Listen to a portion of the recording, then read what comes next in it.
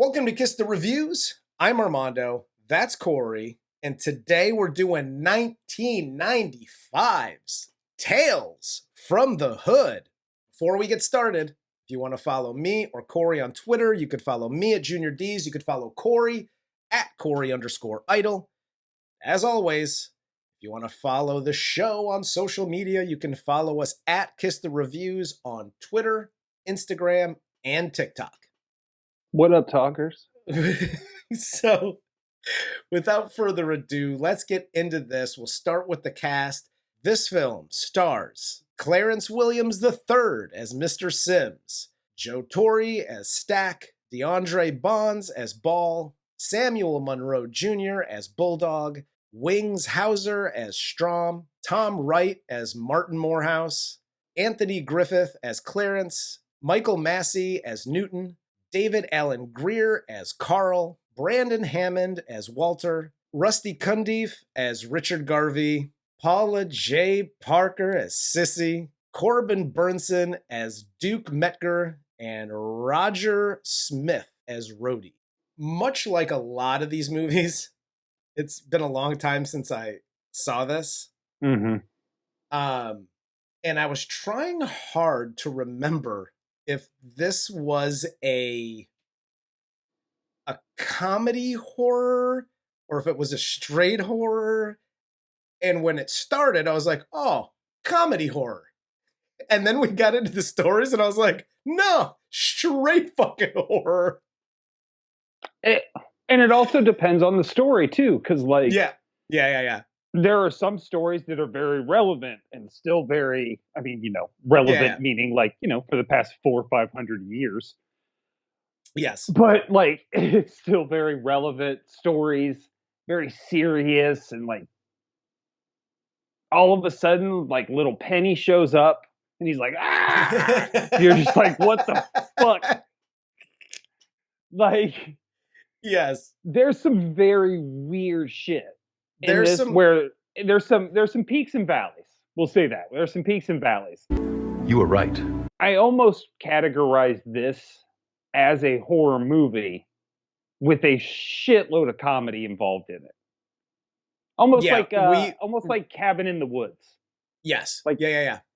Cabin in the Woods is a horror movie at its core, and it's really good, but also there's a lot of comedy in that motherfucker. Yeah. Well, and I mean, this thing immediately starts off on the comedy tip because you have Stack, Ball, and Bulldog all standing outside of Sims' funeral home. They're talking about going in and getting some drugs from Mr. Sims, and they're getting high before they go in. And they get in there, and immediately, from the beginning already, Mr. Sims is on some weird trains in my basement, show us on the doll where the bad man touched you kind of vibes.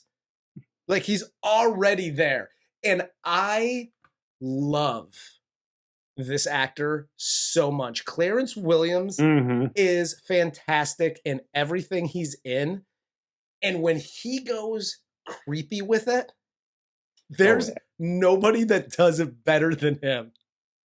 100%. And I do have two pieces of advice to offer anybody out there. Corey's life lessons. Hi, fellow gangsters. Uncle Corey here. If I'm part of your crew and we're about ready to go do some gangster shit and we're passing the blood around, don't call me a little bitch. Pass the blood, you little bitch. That's not how friends behave, sir. That's how I'm going to put it. Hell yes.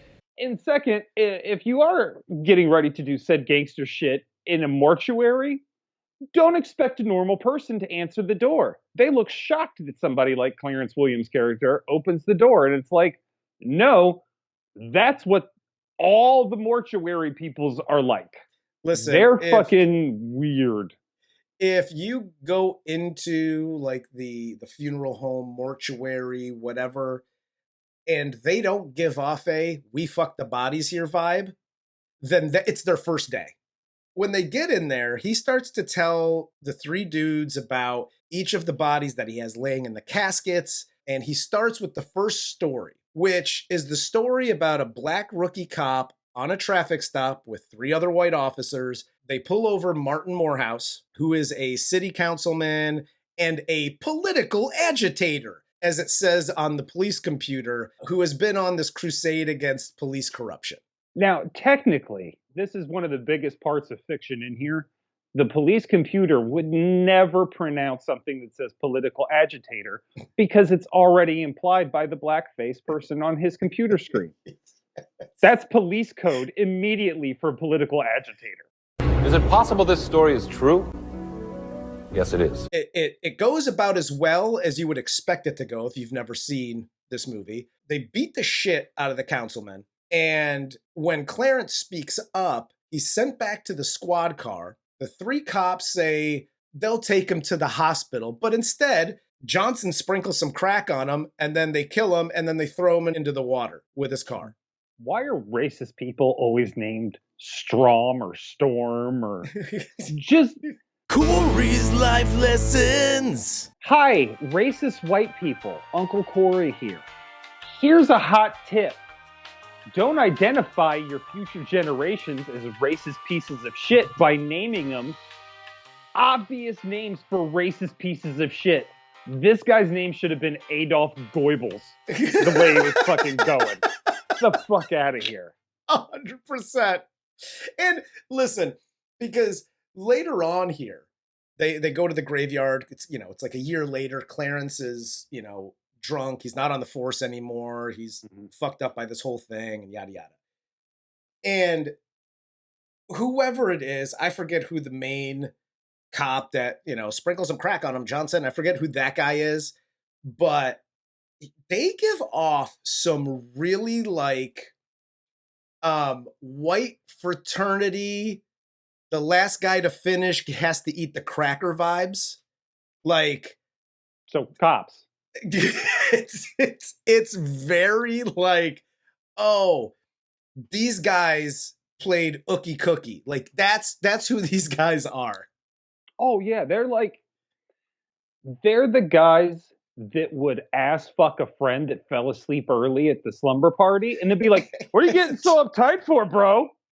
You're just having fun, man. It was a joke, man." Yeah. Fucking initiation, bro.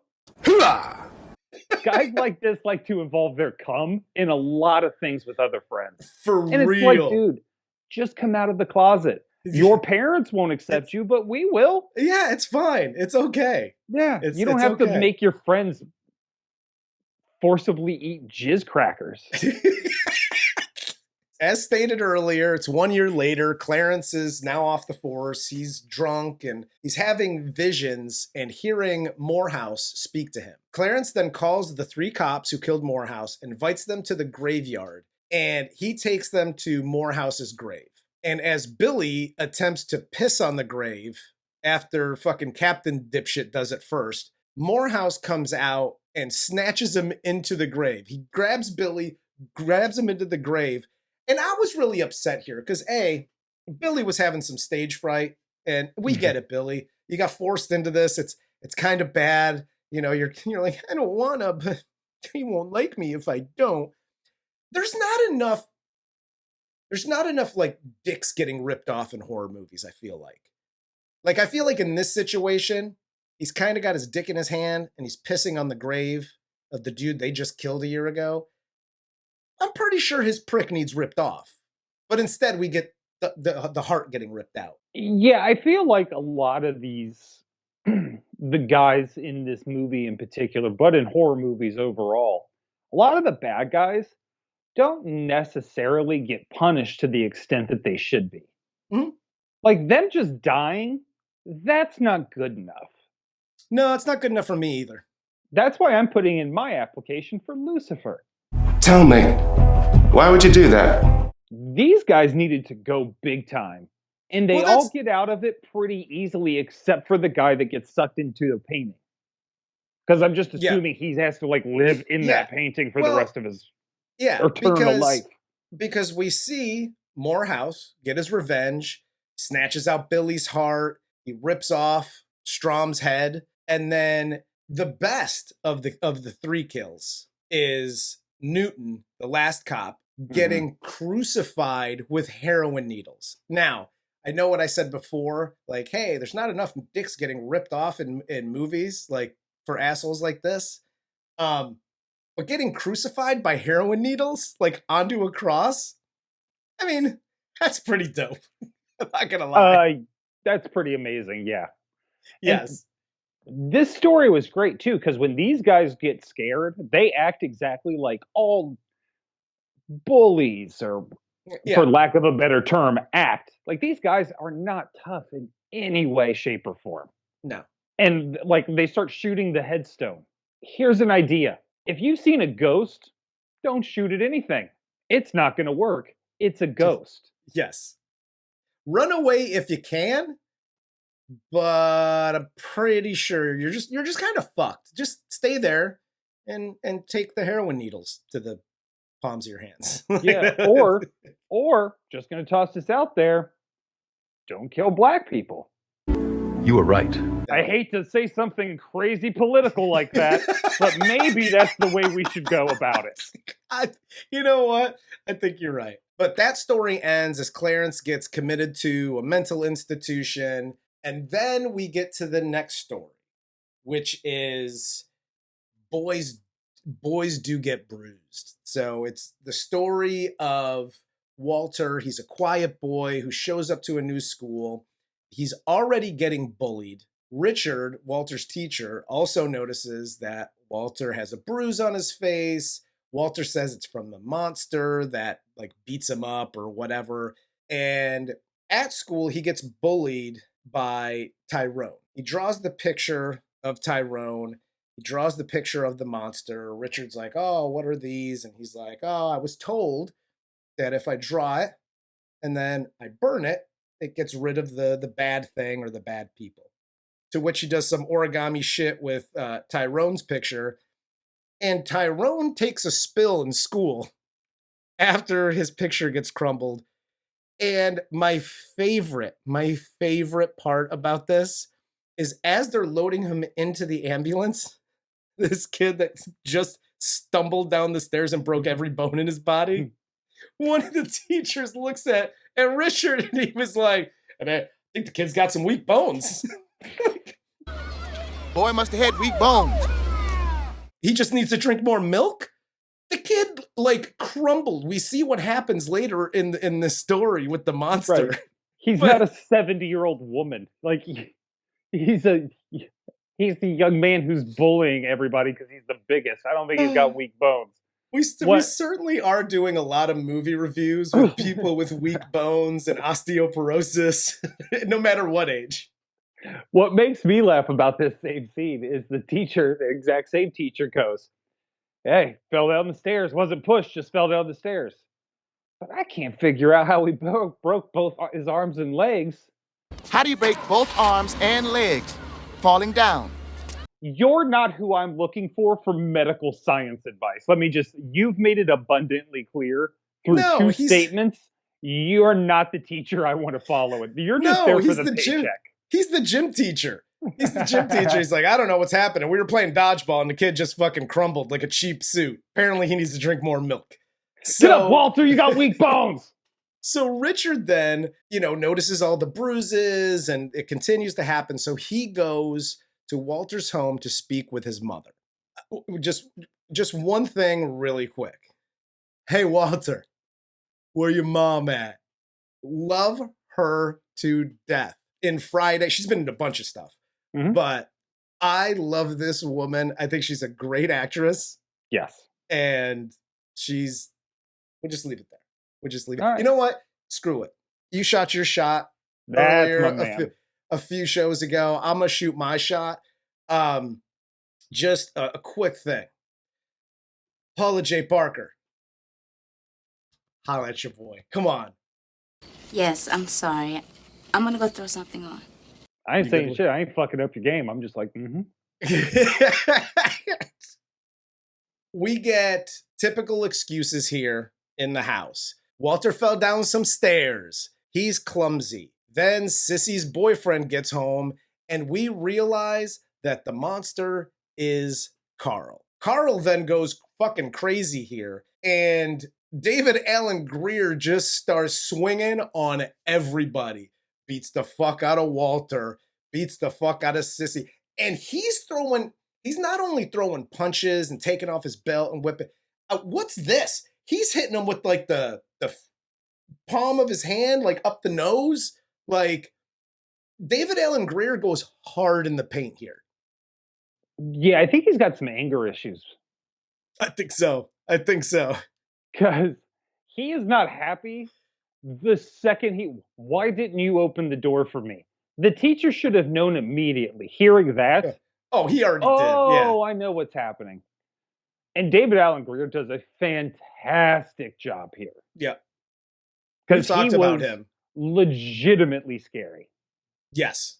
David Alan Grier, if you've seen him in most things, doesn't come across as a scary dude. No. But in this, dude does a great job.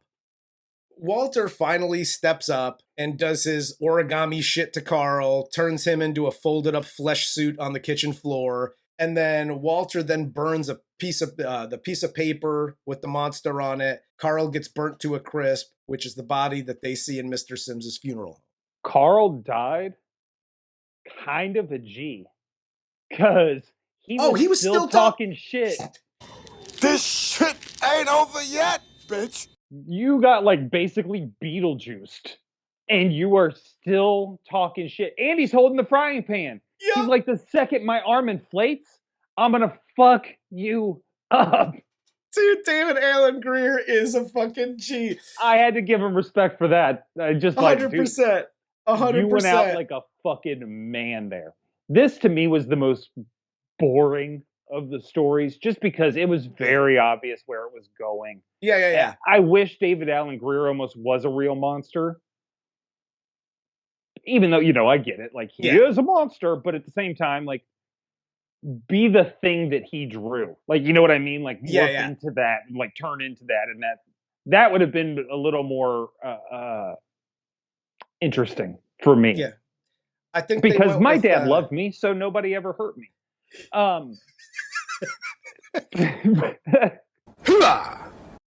The real story, or the real ending of this story, actually should have been them just snapping Walter's neck at the end too, because Walter is a dangerous person.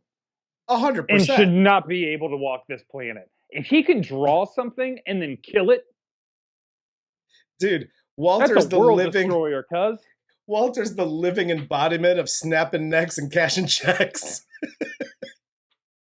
We get then to the third story, which is, hey, anybody want some KKK? So this story is the story of a racist Southern senator who was a former member of the KKK. His name, Duke Metger.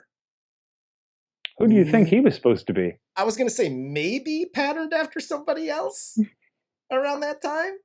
He decides he wants to buy an old plantation where a brutal massacre of slaves had taken place, and it's believed to be haunted by dolls by the souls of those murdered slaves. And he and his assistant Rhodie discuss his new image of less racisms on camera, and they talk about the mural painted on Duke's office, and it's a mural of Miss Cobbs, a hoodoo witch, and her dolls. The whole conversation between him and his assistant, as, Duke's doing like the 1,000 racisms at a time, and he's like, yeah, that's cool, but can you not do that when the camera's on you?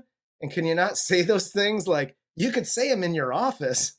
I feel like this is the conversation people have, like the assistants have, with every senator in the South. Hell yes. Oh, it's ridiculous. And look, I can solve this whole plantation problem right away. Actually, you know what? This is my stump speech for 2024 presidential election. Hi, America. I promise to torch every fucking plantation that is still standing. we will have a Django-like ceremony and explode that motherfucker into a million pieces. That's how you solve this problem. You start or you finish what fucking Sherman started. Yes. Burn that fucking area. All of the South can suck a dick. Let's just go there so I can get it out of the way, because that's going to be burning inside of me. 100%. And I'm talking to you, Georgia. While showing Duke how not to do racisms on camera, Rhodie falls down the stairs to his death after Lil Penny trips him. And after the funeral, Duke finds a doll like the ones in the mural in his limo. He gets pissed, tosses it out the window, and after he gets home, that same doll attacks him. And after the dolls, one by one, start disappearing off the mural and fucking with him, they end up killing him in his office as Miss Cobb looks on from her rocking chair. Now, the most Southern white man thing in this whole thing, it wasn't even the use of the N-word. The most Southern white man thing is you are facing down a doll and dolls that are living and are attacking you through hoodoo magic. And your solution is a double barrel shotgun in the dartboard. You fucking hillbilly ignorant fuck. The double barrel shotgun, the dartboard, and then clutching the American flag like they were your pearls. That was the funniest part of the whole thing for me. He was like, oh dear, don't kill me. No, don't kill me. As he clutched the American flag. The symbolism where him grabbing the American flag and bashing in the blood and then holding it like another fat orange racist piece of shit that likes to hug American flags. It was amazing. Yeah, no, it was fantastic. And again, I know we said at the beginning, like, there's some humor weaved in and out of this. And that's where the humor comes in. We then cut to the last story. And the last story is about Crazy K, who the three dudes in the funeral home apparently know. The story starts as Crazy K shoots a dude, and three of that dude's friends come out of the house, shoot Crazy K, and as he's dying, he's saved by the cops, and the three dudes are shot and killed, but Crazy K ends up in jail. This story, by the way, starts off, like the other stories do. There's the build up and this is how this dude fucked up and yada yada. And then it just gets weird from here. Like the other stories are semi-normal. The KKK senator, the abusive husband and stepdad, whatever. So you get all of these things.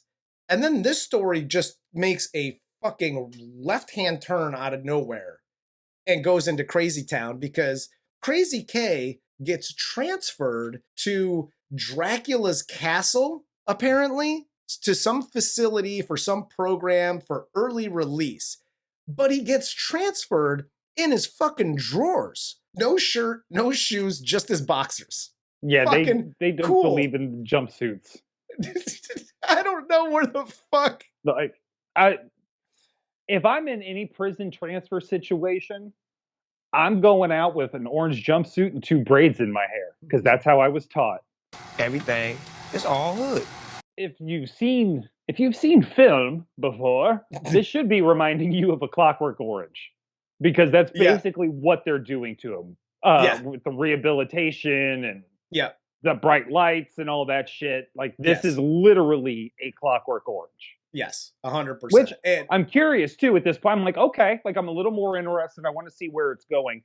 And again, we talked about the symbolism in the Corbin Bernsen story, the Little Penny story with the American flag. And dude, the walking him in chains and just like a loincloth, hiding that fucking boa constrictor he's got in his hands is fucking unbelievable, dude. Like, if that didn't just scream like slave trade and the experimentation and shit that was just done willy-nilly. Yeah. I mean, fuck, you're not paying enough attention. Yes, sir. I have harped for months now about messages in a movie. This is how you fucking do it. The message is there. Just pay attention. It's so obvious 100%. what they're trying to show and what they're trying to say Yeah. without screaming in your fucking face about it. Yes. Love it. And thank you. Yes. 1999 or whenever this was made. 95? Jesus Christ, we're fucking old. Yeah, I know. Here, he gets locked in a cage next to Hitler's hillbilly cousin, and then the good Dr. Cushing arrives and runs Crazy K through a program for his early release that includes him apparently wearing a G-string, mashing his cock and balls, and spinning him around while having him watch a disturbing video mashup of lynchings and murders and things. Yeah, that was this scene gross. before they dump him into like the hole, and then they have the seizure lights. Like this whole thing was just really weird. And again, I don't know, going back to when he gets transferred, if this is like a callback to like the slave trade, but he's in the G-string, and I'm like, can a motherfucker give this guy some pants? Listen, if you're gonna torture somebody, that's cool. Give the motherfucker some pants. That's all I'm saying. You were right. You and I, buddy, we're Northerners through and through. Absolutely. He's then put in the dark hole with the seizure-inducing lights, where he starts to hallucinate and talks to all the people he's killed over the years. We then cut back to the beginning, where he gets shot by the 3 dudes, and he dies this time. Turns out, those 3 dudes were Stack, Ball, and Bulldog that shot Crazy K. Dun dun dun! What? I know, right? Crazy twist. Unbelievable. So we cut back to the funeral home, and Stack, Ball, and Bulldog are taken to the basement by Mr. Sims to get their shit. Listen, Stupid. I knew they were going to the basement at some point. That motherfucker got trains down there. He was like, "You want to come see my trains, boys?" Somebody's getting pee-pee touched in his basement. Corey's life lessons. Hi, kids. Uncle Corey here. Don't ever go into a stranger's basement for anything. Ever. No. Ever. I don't care what it is. The basement is the last place you go. Typically because a basement has 1 exit. Oh, the shit. That's not, I want multiple points of egress when I'm in anybody's house I don't know. 100%. I may need to bounce at any given minute because I don't know you and I damn sure don't know your friends. I need windows and doors, and I don't care if it's 3 versus 1. You 3 can go downstairs. I'm staying upstairs. Like, yeah, dude, look at this. Have fun with that. Look at this. I'm in a prison riot scenario. I'm the bitch in about 30 seconds. That ain't happening. You're getting used like a rag doll. Windows. I'm jumping out a door. You ain't fucking with me. I'll Kool-Aid man myself out the fuck. I don't care. In the basement, Mr. Sims finally shows them 3 coffins, and he says, the drugs are in there. And when they open the coffins, it's their dead bodies. And Mr. Sims tells them that they actually killed Crazy K, and then some of his boys came out and killed them. And Mr. Sims then welcomes them to hell as he transforms into the devil. And then we get some shitty CGI and then credits. But some really good acting. This is my impression of the gentlemen who were CGI burning alive. You're going to want to hear about this one. You're going to be burning alive. We're going to put some flames behind you. It's going to be really good. You ready? And action. I'm burned! That was as shitty of acting as it was CGI. And that CGI actually really hurt my feelings. Because this movie was so good. I really liked this movie, and it was really good literally up until that point. The CGI sucked, and I was like, God damn it. I know it's 95, but we've covered this. Independence Day also came out around this time. Yeah. There was better CGI. The budget probably wasn't there. Cool. I'm cool with that. That's fine. Either don't use it, use some practical effects instead, but also, I don't know what the direction was for these three actors. They were like, dance like P. Diddy. And like that's how you burn to death. So like that was just what's wrong with dancing like P. Diddy? That's how I learned. Nothing's wrong with it. But when you're burning to death in hell, something tells me you're not dancing like P. Diddy to that. No, my guess is no.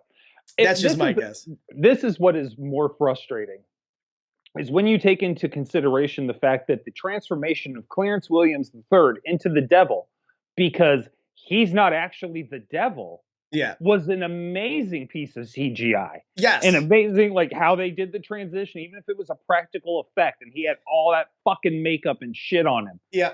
Great. The transition was amazing. Yes. But that wide then you shot, back it up with that fire. It couldn't have been more expensive to have pyrotechnics on a set and a fire crew standing by for safety. It couldn't have been more expensive in 95 than actually having a grown man computer render those flames. Come on. Oh, shit. That motherfucker, he just got Windows 95 and just learned how to do that shit. Like,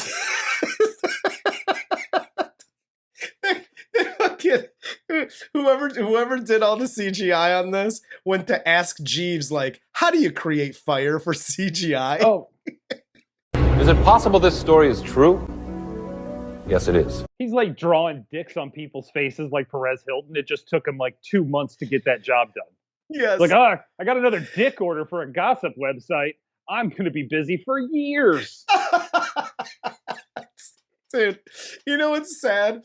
I could literally bust on this last, 20 seconds of this film for another hour. And that sucks because the rest of this movie, the other hour and 37 minutes, is awesome. This is a good horror flick. It's got a little bit of comedy just kind of weaved in throughout in the perfect spots. Yep. It's, again, message-wise, it's saying stuff without saying stuff. And that was done well. The writing's good. The acting's good. The one bruise that this thing has is the fucking awful CGI in the last 20 seconds of this film. Yeah. That is literally the only problem I have with this film. Yes, that 100%. Literally the only issue I have. I love this film. I think it's still, and I know we talk about this, especially with older films, does it hold up? I think this still holds up. The backdrop of this film, the writing, the acting, all that stuff, everything still holds up, except for that one little piece. It's one little thing. It won't affect me recommending it to other people. Oh, no, however, not at all. When they call me and be like, yo, what the fuck with these flames? I'm going to be like, I know. Listen, if we recommend this movie to you and then you go watch it and you don't reach back out to us and ask us what the fuck with those flames, it's a you problem. I kind of want to give people my phone number just so they can text me. What the fuck with these flames? Give 400 texts. The fuck with these flames, dude. Look at our numbers. That's being generous. Absolutely. Speaking of which, share the show, goddammit. Yeah. Oh my god. But yeah, that's all I got. I really like this movie. It was just, that last 10 seconds. Samesies. All right. Don't ever say samesies. I'm going to say it every day. With that said, for Corey, I'm Armando. This is Kiss the Reviews, and this was 1995's Tales from the Hood. Samesies edition.